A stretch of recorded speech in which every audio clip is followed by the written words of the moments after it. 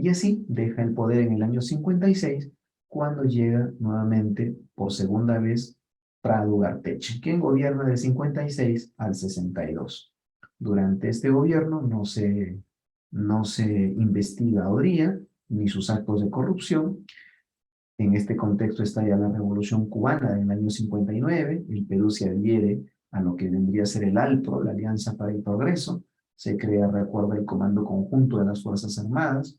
Nacen partidos como el APRA, ¿no?, y la Democracia Cristiana. En economía, en política económica, seguimos aplicando la política liberal con Pedro Beltrán.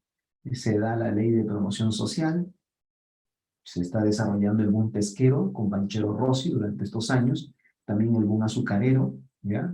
Esto debido a qué? A que como Cuba ha entrado a un proceso de revolución y se ha distanciado de Estados Unidos, Cuba era uno de los mayores productores de azúcar. Y Estados Unidos estaba quedando sin ese mercado, así es que por eso se produce el boom azucarero en el Perú. A nivel social, se da una ley orgánica para los barrios marginales. Recuerden que se está masificando aún más todavía Lima, y se produce en el año 62 en Cusco la toma de tierras en la Convención Milares, dirigidas por un trotskista, un seguidor de Trotsky, llamado Hugo Blanco.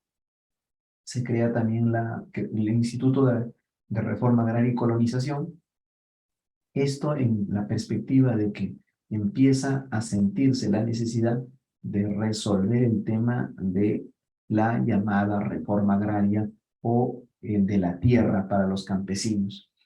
Ante la posibilidad de que el APRA o Odría lleguen, ¿no?, al poder, se produce un golpe de Estado y se establece una junta militar del año 62 al 63, con Godoy, con Pérez Godoy y con Lindley, quienes van a gobernar, ¿ya? Para evitar, ¿ya? Para evitar la llegada de Odría al poder, o de Haya de la Torre, o la alianza de ambos.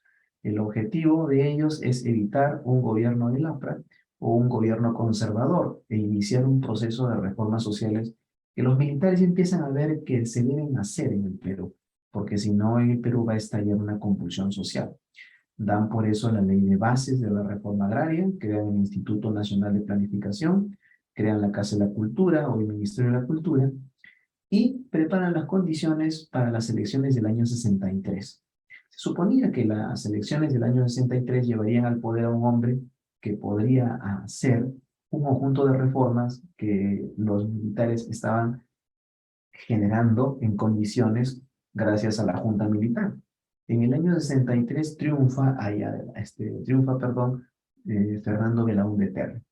Cuenta con el respaldo de las Fuerzas Armadas y con la democracia cristiana.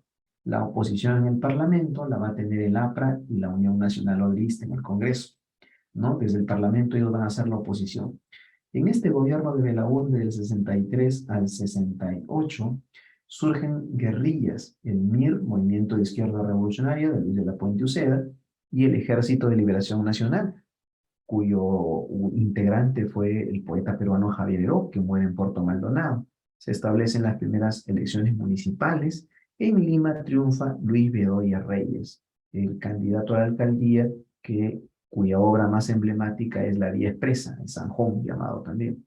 A nivel social, Belaúnde crea un sistema que se llama cooperación popular, que tiene una famosa frase: el pueblo lo hizo, y da la promulgación de la ley de la reforma agraria, pero que no afectaba a las grandes haciendas, y que va a tener también incluso el rechazo del bloque del APRA y UNO en el Congreso.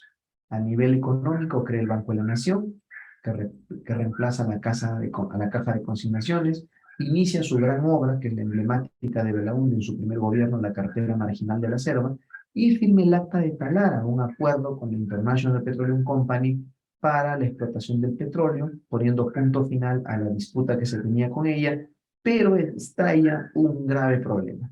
El grave problema es que se pierde la página 11, que es la página donde estaban los precios a los que el Estado peruano acordaba con la International Petroleum Company y que se denunció que eran lesivos para el Perú. Ante este hecho, los militares, un grupo de militares, aprovechan esta situación para, ¿qué cosa? Para dar un golpe de Estado.